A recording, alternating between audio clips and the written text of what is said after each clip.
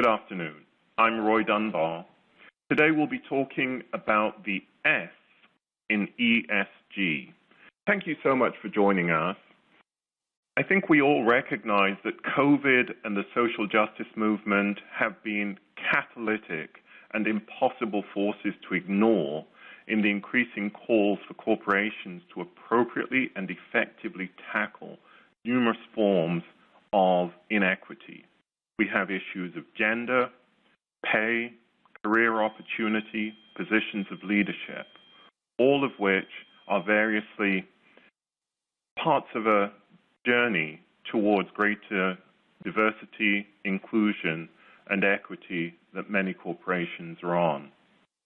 As a starting point, let me thank Jan Kors and Ian Keyes from Meyer for sharing this afternoon session with us. Jan, in particular, has a really deep level of experience. Ian has joined Meyer's more recently and has been very helpful in gathering proxy and survey data for this topic.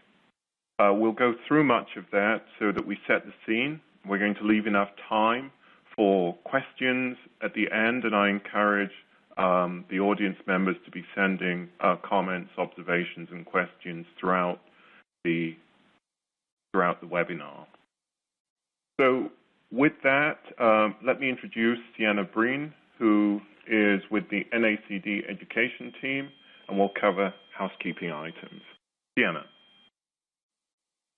Thank you very much, Roy. And I just wanted to also remind our audience that you can submit a question at any time, and also you can read our presenters' full bios on the left-hand side of your screen. So we have a few housekeeping announcements before we get started.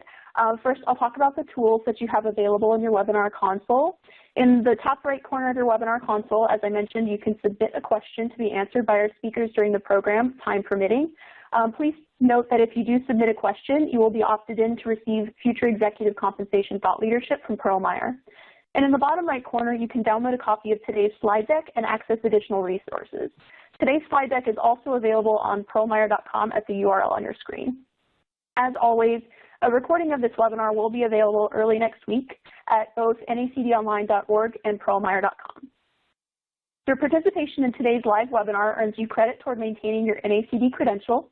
If you are enrolled in a fellowship program, you will automatically receive 1 skill credit for your participation. If you are working toward maintaining your directorship certification credential, you will automatically receive 1 recertification credit for participating. Please note that you must attend this webinar for at least 50 minutes in order to receive either credit. Finally, we will have a few anonymous evaluation questions at the very end of the program, and we would appreciate your feedback, so please stick around at the end of the webcast to answer those questions. And now I'd like to turn it over to Jan to get us started. Great. Thank you so much, Sienna, and thanks to everyone for joining us today. We are going to spend the next 45 minutes or so reviewing a combination of data, experiences, and observations about how companies and compensation committees are thinking about the S part of ESG. So for those, we throw initials around, so let me just make sure that we're all on the same page. S being social, the social part of environment, social, and governance.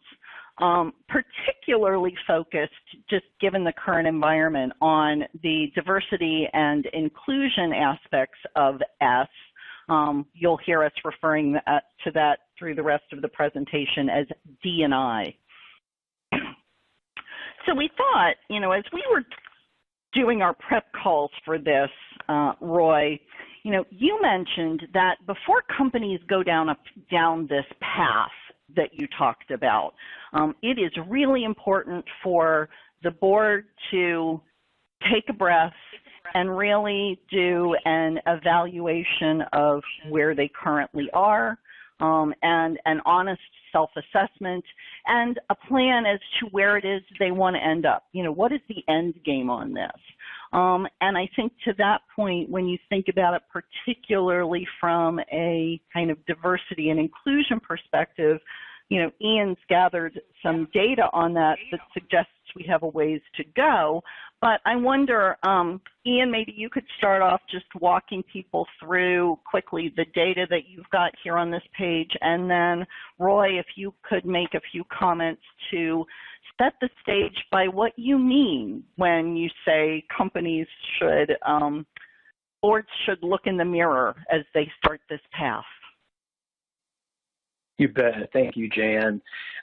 So as boards, kick off this process and really take a look in the mirror, one of the key issues that we found really is, where do boardrooms across the realm sit, in the balance of diversity, both from a gender perspective and ethnicity. And so as you see here, the graphic on the left here, this is from the most recent NACD Public Company Governance Survey. There's been progress that's been made on the gender front. As you can see, an uptick in the last 3 years, largely due to the percentage of new public company directors that are female has been increasing in the last few years. So as incumbents step down, increasingly those new candidates that are taking their place are female.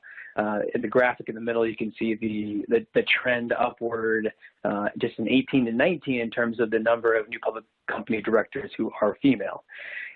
In a similar fashion, although to a lesser degree, ethnic diversity is also improving in the boardroom, but as you can see here, at a much slower rate. So as the graphic in the bottom right, in a 10-year period, you're seeing the percentage of new public company directors that are non-Caucasian increase roughly 5%. So while progress is being made, I think we can all agree that it is not at the degree or the rate of change that many would like to see, especially given the fabric in this day and age. Ian, thank you so much for those stats. They're very important, and they lead me to 3 observations. The first one relates to the board itself. Is the board looking at D&I and equity matters from the perspective of this is what we wish to preach, but not necessarily reflect in our own composition and behaviors? And that's a first and rather important thing.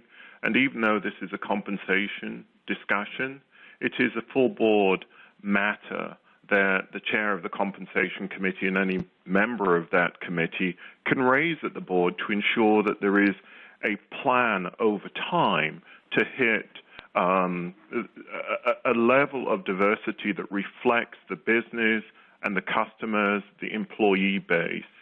And the second point that I would raise is that diversity is not just a matter of visual diversity.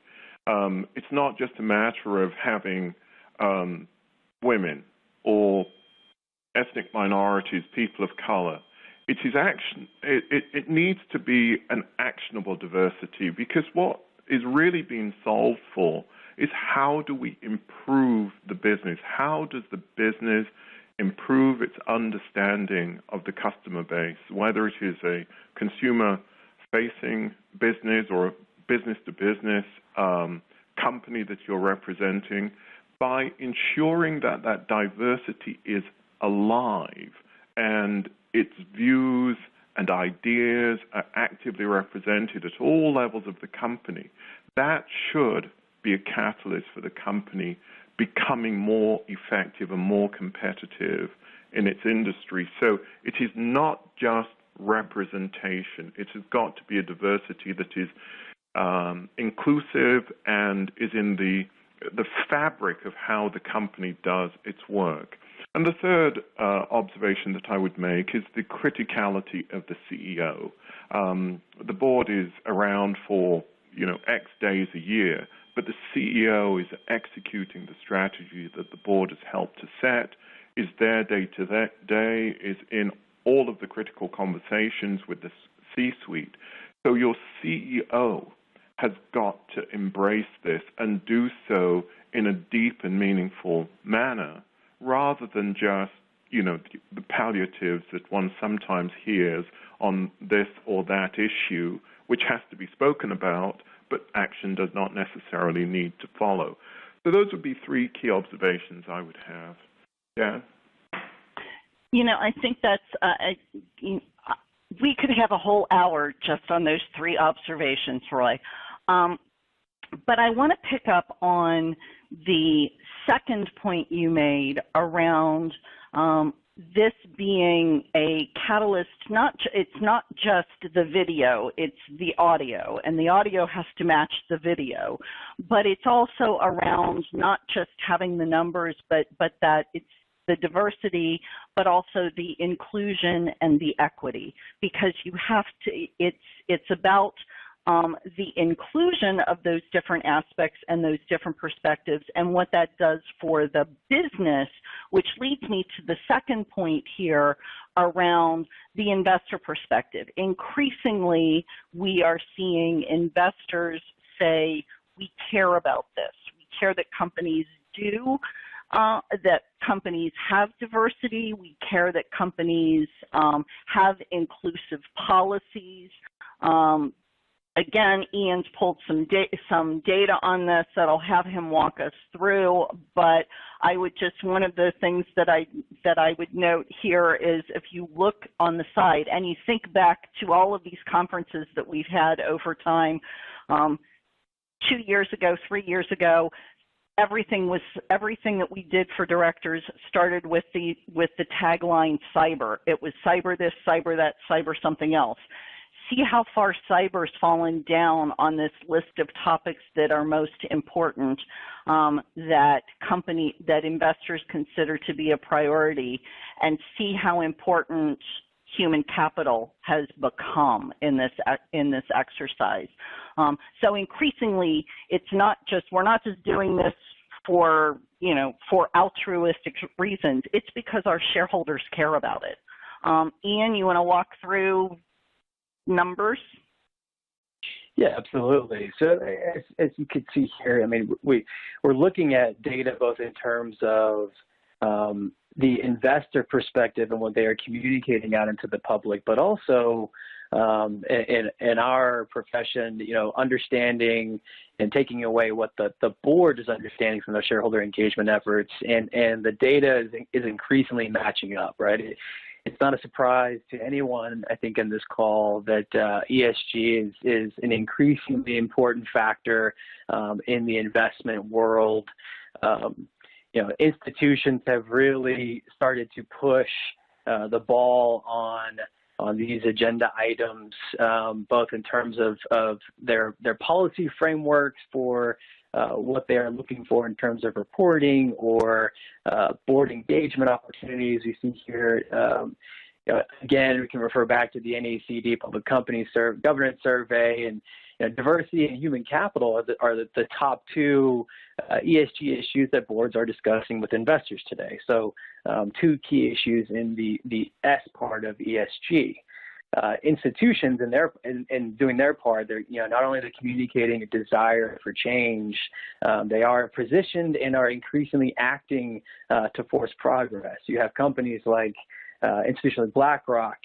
They have increased their votes against the director population, increasingly over last year. 5,100 directors thus far, compared to 4,800 at this time last year, and 1,500 of those dissents on directors for diversity concerns.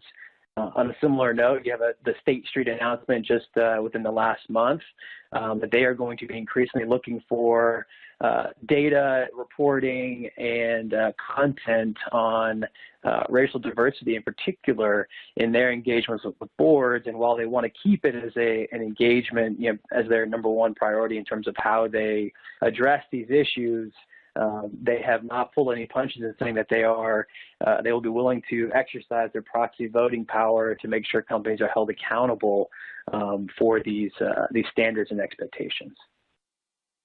Ian, I would add that when we think of BlackRock, there are a number of perhaps a little less vocal investor groups, the vanguards of the world. You've referenced State Street, and even investors for pension funds. I noted the other day a large Canadian investor group that has expressed a willingness to act against directors and against board chairs, CEOs, when they judge matters related to diversity, inclusion, and equity are poor. So this seems to be more than flavor of the day. It appears to be something that is deep and has a lot of momentum. Well, and to our earlier conversation, Roy, I think there is, what our the CEO of Wells Fargo is finding is there is very little tolerance for the old excuse of there aren't any qualified candidates. Indeed, indeed. And to your point, while that was probably an offset statement in a boardroom or in the C-suite, today we see a very vocal rebuttal, an immediate rebuttal, and for that particular CEO having to apologize publicly around it. Yeah. The last point I want to make before we start to talk specifically, get a little more granular as to what we're seeing within companies in terms of how they address diversity and inclusion issues, is that the second hand of the investor community, which is the SEC getting involved. The SEC just recently issued some new mandates around expanded human capital disclosure, which will be in effect for the 2021 reporting season. Here, I think that the key takeaway that we have, having gone through this, is I would expect this to be a bit of an evolutionary process in terms of the kinds of disclosure, because while the SEC has said we really want companies to provide investors with more information around human capital practices, they haven't mandated any specific requirements.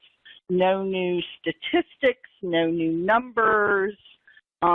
They want it to be principles-based and have companies do what they think, disclose voluntarily those items that they think companies and investors should know.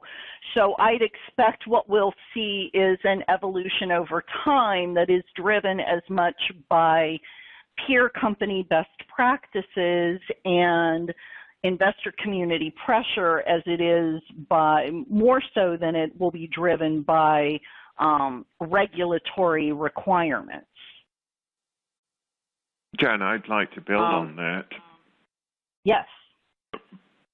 If I may, what I've been encouraging companies to do around this is to embrace it. Indeed, over the last few years, I've been strongly encouraging companies to tell their own story related to how they're managing human capital, how they're dealing with matters such as diversity and inclusion, and what makes them different. And so when the SEC pronounces, I usually don't get particularly excited about it. I often see it more as a compliance matter. On this one, I strongly encourage companies to embrace this and use it as a window to really tell their special story about what they're doing in this particular matter. And I'll give you a reason why. 2019 was actually a seminal year in a number of areas. One element of it was that it was the first year where a minority entrant to the workforce occurred. That is, when you summed up all of the different groups of people young people entering the workforce, for the first year, the majority of the entrants were minorities. And we are still in a war for talent. That sounds like an old phrase, but we are always looking for the best possible talent. And it's my view that the millennials of today and even the generation that are following them are picky, and the most talented of those are going to go to the companies that they judge reflect their personal values the best. So this is about talent, the competition for it, and the retention of it over time. Jan, I interrupted you. Back to you. Oh, no, I think that's an excellent point, and I would just say as a kind of as a capper on this page, and that speaks to the fact that disclosure in this field will become much, I predict, will become much like the disclosure in the CDNA has become. It is less about a compliance document. It is more about a sales pitch to your shareholders, to your current employees, to your potential employees about who you are and what you want to be as a company. This, too, we could talk about forever.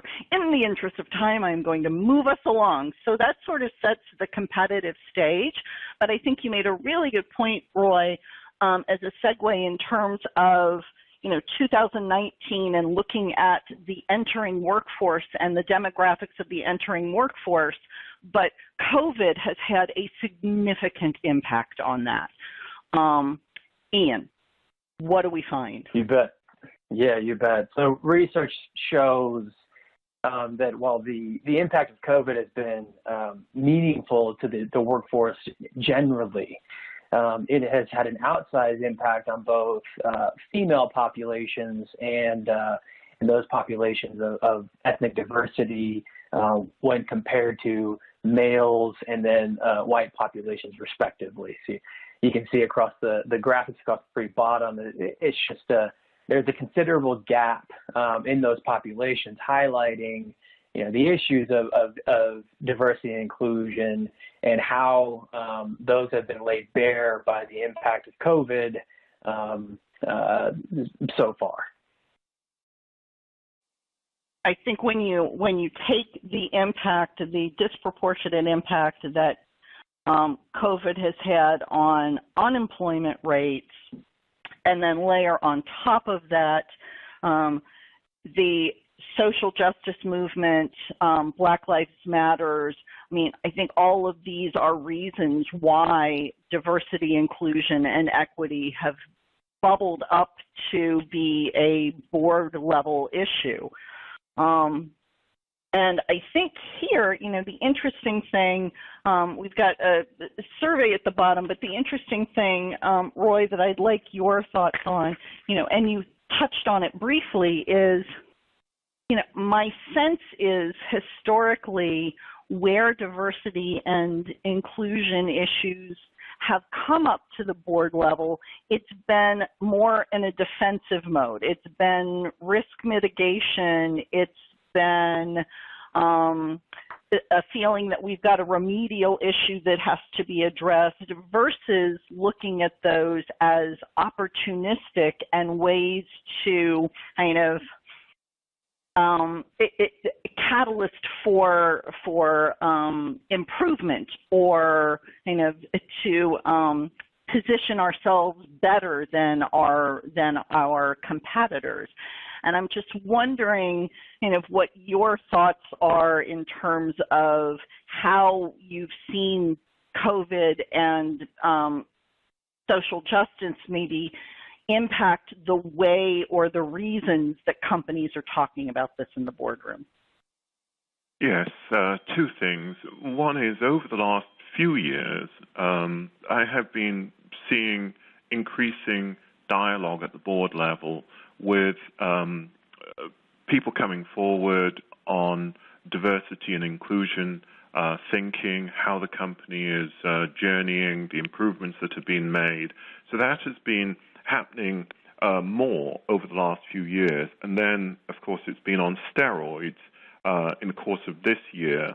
And on the COVID element of that and the impact on different populations, I've seen the companies that I'm most familiar with highlight the health and safety of their employees. So COVID has been a feature of that, but more broadly speaking, building in and acting on metrics related to keeping their employee population safe. And actually going back to what we are seeing from some of the institutional shareholders, these are things that they're also looking to understand. If you are in, for example, the power industry or in an engineering industry, well, how do your safety rates compare with your peer group? And they're going to be, I would imagine, looking at factors such as how you've dealt with COVID within your employee base through 2020, and let us pray that it is not going to be an issue in 2021 also. Jan? Interesting. Yeah, thank you. And I think that's going to lead us to our first polling question as we think about these issues. Ian, you want to walk us through people's choices?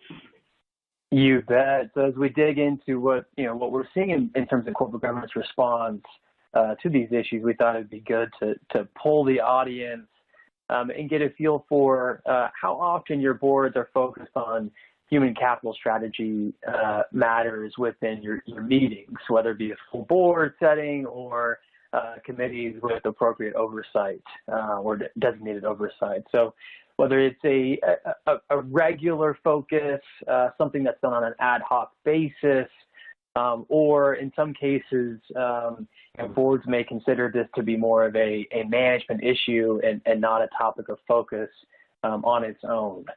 So while we wait on folks to submit some responses, I want to give a little preview to some of the data that we have in our research. Public data shows that about 77% of the Fortune 100 are already disclosing. So not only are they actively engaged in these matters, but are proactively disclosing their initiatives and their efforts around these issues.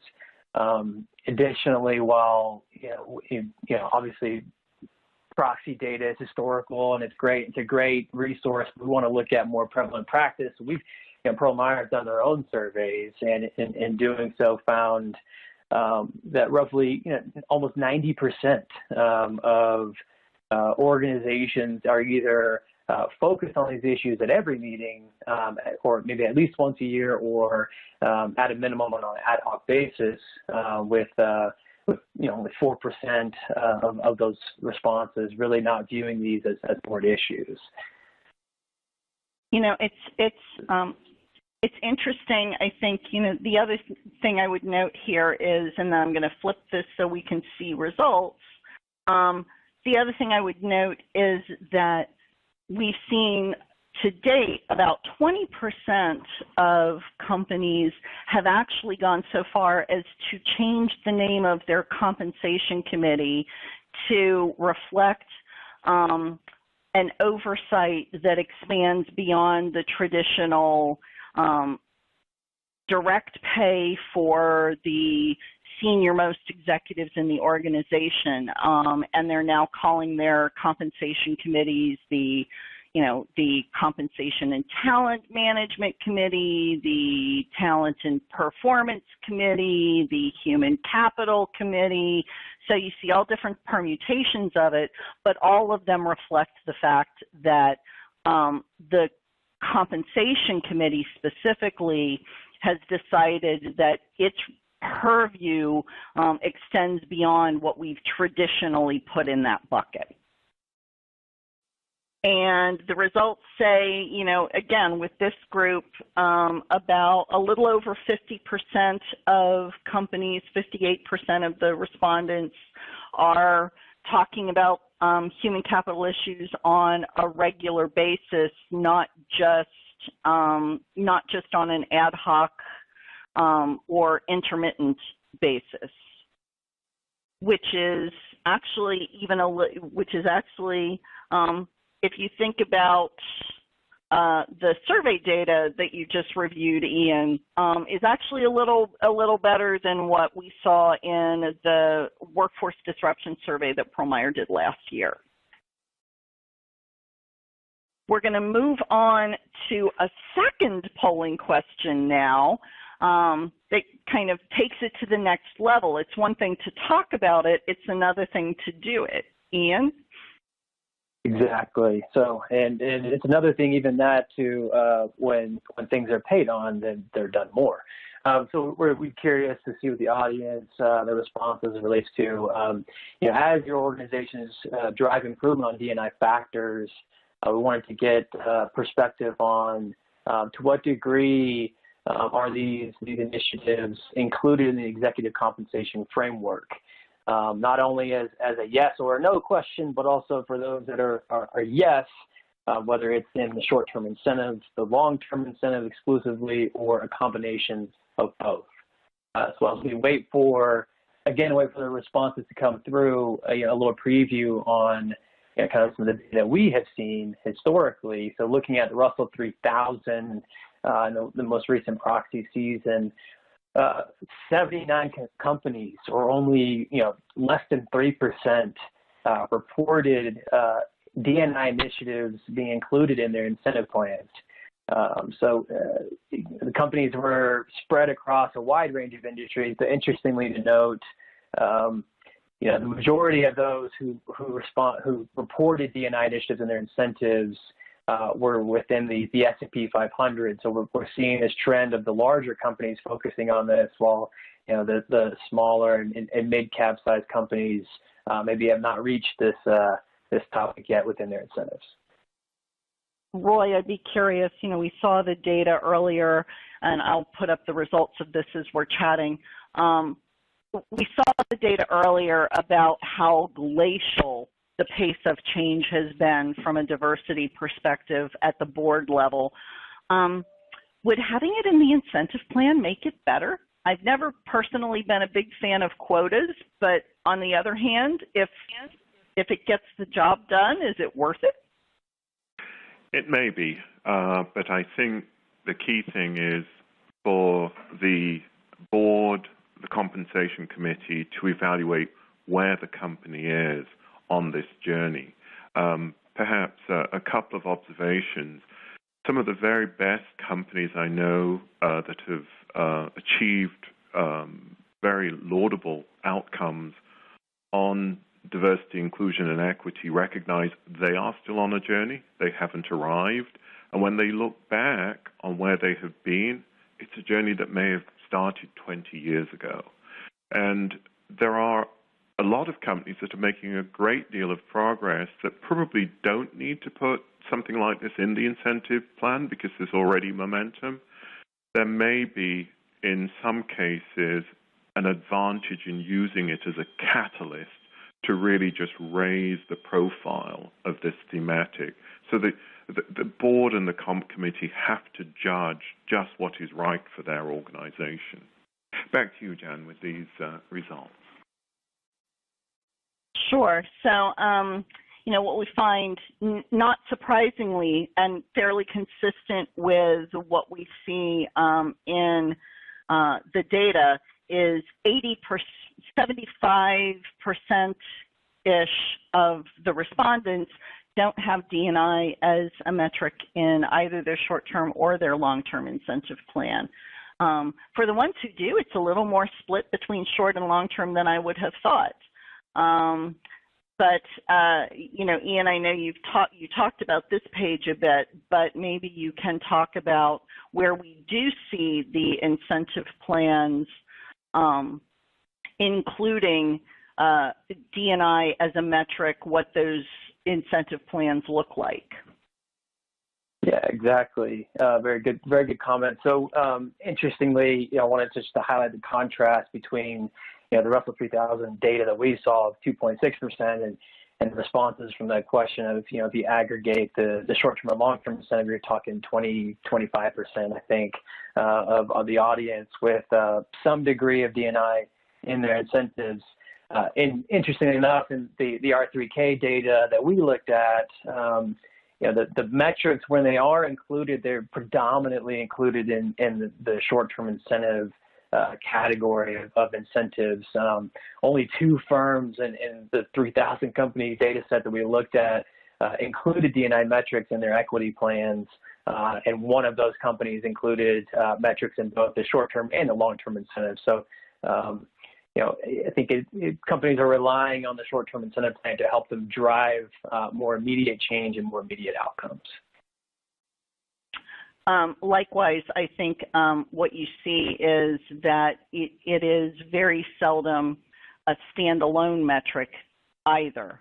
When D&I is included, it tends to be subsumed in some broader strategic metrics, or it is part of, individual performance assessment. So, interestingly, one of the things around the proxy data is, of course, it's backwards looking. It's reporting 2020 data, is reporting 2019 results, which was before COVID, which was before social justice movements. We did a recent survey, literally hot off the presses, because we wanted to see whether the combination of the impact of COVID on the workforce in general, as well as Black Lives Matter and social justice, had changed companies' thinking about the use of D&I and incentives. Yeah, absolutely. And the survey data tends to suggest that there is change afoot. Roughly 80% of companies reported D&I as being amongst the important priorities across the organizations. And as we all know, what gets measured gets done. So given that importance, you'd expect that we're going to see an increase in D&I metrics within the executive compensation framework. On that note, over 40% responded that either they already had or were seriously considering incorporating such metrics into pay programs going forward, which again is a marked improvement from the backward-looking R3K data of 3% or less. And then one other interesting observation from the survey is for those that highlighted the KPIs that they're using on these D&I initiatives, predominantly the go-to metrics were related to diversity hires and promotions within the short-term incentive. So looking at the D part of the D&I, or D-I-N-E, I think when you start to think about whether or not D&I belongs in an incentive plan, Roy made some good points about really understanding for your company what the driving motivation is. Why are you doing it? Why might you consider it? I think that helps not only determine if you put a plan, those metrics in place, but also which metrics you might use to measure performance and progress. And it is clearly not the right answer for everyone. There are some very legitimate reasons why you might want to consider putting an S metric in your incentive plan, such as as it's signaling, not the least of which is signaling that it is an important value for the organization. But there are also some strong reasons that might make you think that you don't need to put it in place. And there are some issues around unintended consequences, but there's also the reality of, there's only 100%, right, for metrics. And if you want to put this this metric in place, then which of your current metrics has suddenly become less important? And I think that that's a very real push and pull that companies have to deal with on this front. We would just also note that there are some pitfalls to be thoughtful about as you think about metrics. Diversity and inclusion aren't the same thing. You probably need to look at those separately. I think, and Roy, I'd love your thoughts on this. I think many companies are early in the journey on this, and, they are focused more on the quantitative diversity metrics than they are on the more qualitative inclusion metrics, which I think are also a little harder to kind of get your arms around. But I think there's also kind of the concerns about, unintended consequences that come from putting measures in place and actually tying senior executive money to those metrics, and the impact that that potentially has on the honesty of the reporting. But I'd love your thoughts on kind of how companies should be thinking about this in a more, in a thoughtful and measured way so that we get the outcomes we're actually after. Well, I have a couple of points I'll share, and actually both of them get to one of the questions I can see bubbling up, and we're shortly about to transition to questions. The first one is, within the enterprise, does the CEO and ultimately the board have a good listening post to what diversity and inclusion matters and equity matters are on the minds of employees? And many companies solve for this by having various affinity groups, whether it's a LGBT affinity group, a women's group, African American group, whatever that is, and that those groups really do have a voice, and the CEO is involved in hearing the perspectives, and that those perspectives then get wrapped into HR programs that would ultimately have, for example, assuring that every slate that comes up for a promotion does include people who may be considered diverse, and that there are metrics across the organization that are captured and reported upon. So those sorts of things of really understanding the employee base, allowing that to bubble up, and then taking action on that over time will be catalytic in moving the matter forward. Jan, back to you. I want to make sure we can move to questions. So just as we wrap up, our thoughts on this topic, I would go back to the beginning of the hour and say, that as a starting point, as Roy mentioned, this really is a path.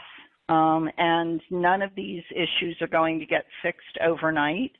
But it's important, like with any path, it's important to understand where you are when you start. Where do we start on the map? And it's equally important to understand where you're trying to get to in terms of, that end game. I think it's the other takeaway we would have is that even if you decide that diversity, equity, and inclusion does not belong in your incentive plan, I think the current market and environment we're living in suggests that it is important that those metrics be looked at the board level, so that not as a way to punish management, but as a way to be encouraging to management as they go down this journey towards improvement. The third point would be that, this really is, the boards need to kind of think about this from an opportunity perspective. This is not just around risk mitigation. This is really about creating a company that has stronger performance, that is an employer of choice, that is a vendor of choice. These items are increasingly important to our employees, to our customers, to our investors. So this is no longer just an issue that is related to risk assessments.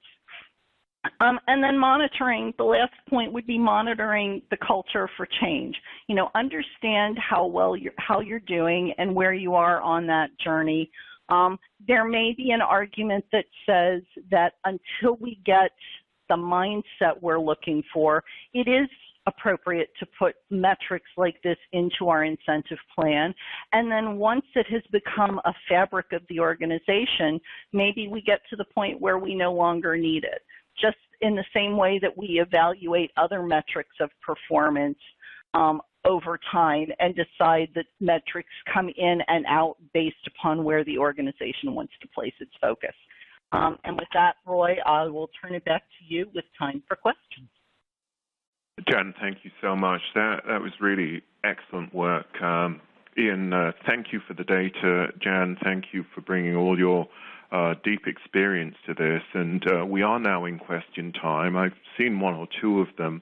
I'd like to start first with a response to actually a number of questions and give a little bit of a theme. The theme is this. If you think of most of our companies, the fact that as directors we sit on the board, there's a CEO, there's a C-suite. The turnover rate of the C-suite, a typical person that holds a C-suite position for about 4 years. A typical CEO is in that position for about 6 years. A typical board director is in that position for about 10 years or more. It is therefore incumbent on the board and the directors to set a plan and not to think of day-overnight solutions, not to think of solutions that are going to be, persist for one C-suite generation or one CEO generation, but in fact have a plan that is going to extend beyond that particular director's tenure. And that's how I've personally practiced in my board practice. An example, which I hope not to embarrass anybody, is a company out on the West Coast, an energy company, and I call out an energy company for a purposeful reason. That company has been on a journey for some 20 years and still judges that it's on that same journey of improving diversity and inclusion, true inclusion, as Jan referenced.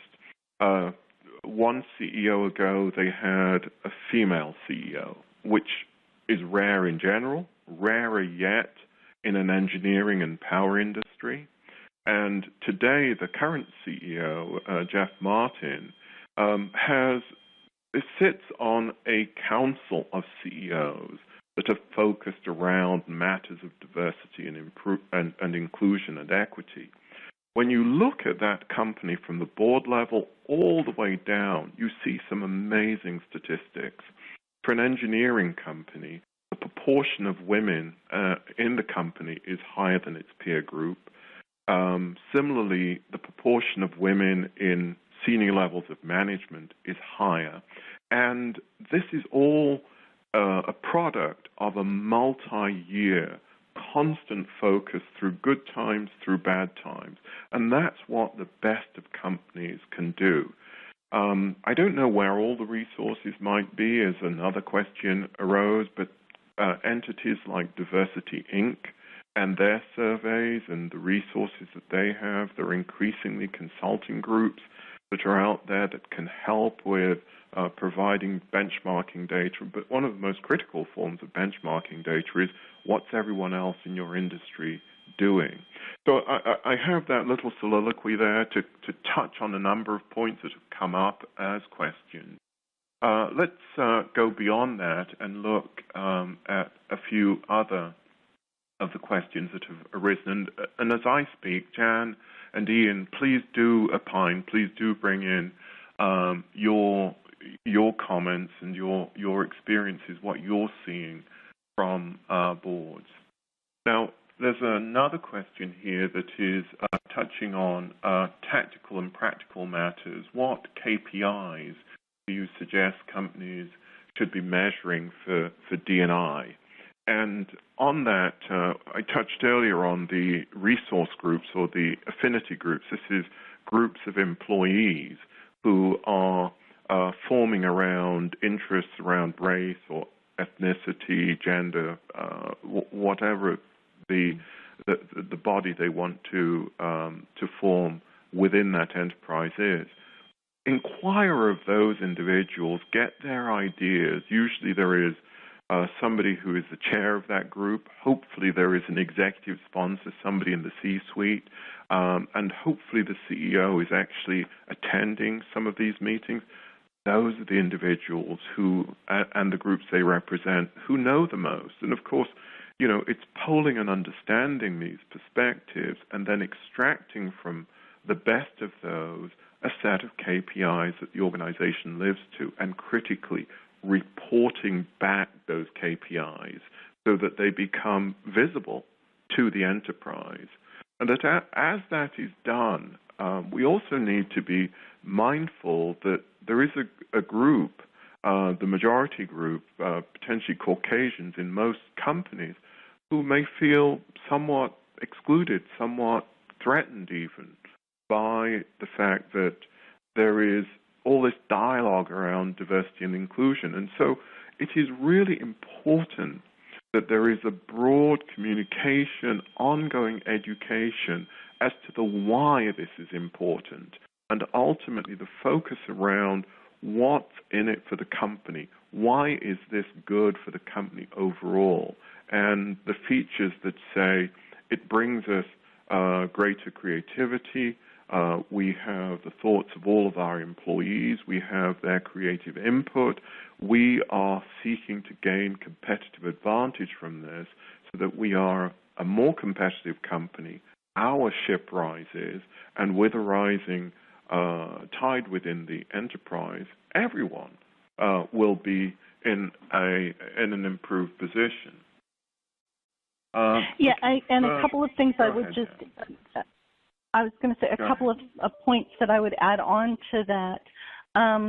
When you think about kind of metrics, there's obviously kind of the hiring metrics and just the demographics of the employee population at different levels in different promotion, monitoring promotional opportunities, but also you want to make sure that you're monitoring retention rates and termination rates, because retention rates and unwanted termination rates can be a window into the inclusion side of D&I, in that we're putting people into these positions, but we're not really integrating them into the organization, and so they don't stay. I mean, it's an after-the-fact metric, but it is a metric. I think the other point I would make on that would be, making sure that you're doing a pay equity study, because which I think can get to some of the potential concerns from the Caucasian population, because those pay equity studies are really about making sure that everybody is paid fairly for the work that they do, regardless of gender or ethnicity. And that includes making sure that we're taking care of the Caucasian population, and that they're being fairly compensated as well. Absolutely. This is ultimately about equity. And Jan, I'd like to just add a further comment on something that you said and then ask you a question. In fact, let me ask it now so you can think about it while I finish the other point. The question that came up is, given the fact that this is a journey and it may be a longer one, what would be the argument for putting D&I and E measures in the long-term incentive plan rather than the short? But let me just finish up on a point while you think on that. And the point is this: if we think of the item that Jan raised around turnover, potentially because we did not have the right level of inclusiveness in our enterprise, think of the cost of that. In fact, there are some companies who not only think of the cost, but it is actually their measure, their key measure around D&I, which is when we are losing diverse employees, what's the cost of that loss? What's the cost of recruiting a new employee? And how is that cost viewed within the context of the years of experience that has been lost, the fact that a new individual coming in is going to need at least a ramp up for the company and potentially a full ramp up for the industry. So when one actually puts that capital cost of turnover that may be higher for diverse employees, then there is a direct, measurable financial metric that one has.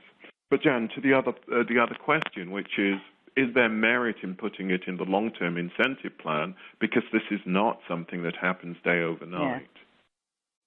You know, it's interesting because it is a bit incongruous that, you know, we talk about how over and over again about how we can't fix this overnight. It's going to take time. You have to start with junior people, build the pipeline, et cetera. And yet, when we do see this, you know, a D&I metric in the incentive plan, it is always, as Ian's data showed, it is always in the short-term plan. I think that is largely because common practice just says long-term incentive plans are equity-driven, and therefore, to the extent that we are going to have performance metrics tied to the earnout of those long-term incentive plans, they should be financial metrics as opposed to any kind of strategic metric. We may as an organization and a corporate body need to rethink that a bit. I would say I think it shows up in a less measurable way, in that I think increasingly executives who are good at this, who are mindful of these issues, are more likely to get promoted. And as a benefit of having gotten promoted, they're more likely to get bigger pay raises, bigger equity grants, things that don't necessarily show up in the way we're talking about, where you're getting rewarded for D&I performance by virtue of it being a weighted metric in an incentive plan, but you're getting rewarded for it because you got promoted faster than the person next to you. Yeah. Yes, I think that does happen, and it will continue to happen.